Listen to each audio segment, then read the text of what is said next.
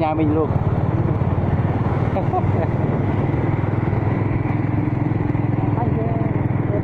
Bên đây thôi, không đẹp nhưng mà thôi bên đây thôi.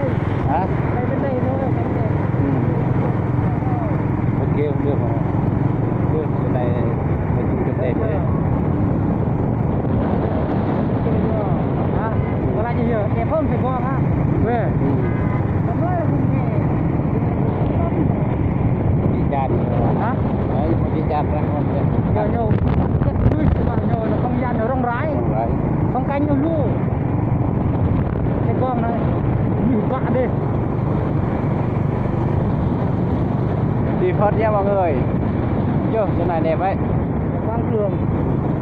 Quảng trường Nhân. Quy Nhơn.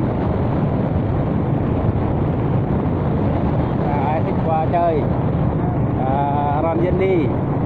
Ron biết đường mà. Ông phải giết tôi à?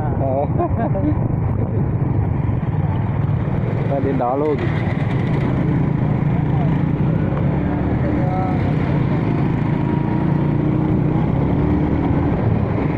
Siêu thị đây, siêu thị ăn uống gì cơ? Hả? Vô siêu thị đi ăn uống gì cơ? Rồi. Ok, ok đi siêu thị đây, siêu thị đây. Rồi, đi siêu thị luôn. Vào luôn, vào siêu thị luôn. Vào siêu thị luôn. Ăn cơm siêu thị luôn. Còn đi nuốt siêu thị luôn. Đi ăn nốt siêu thị luôn.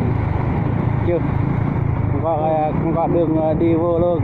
Đừng vô mới quên rồi, đâu rồi đây. Đây có hết. Chụp, chụp.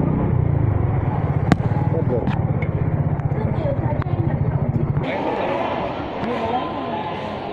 Được rồi.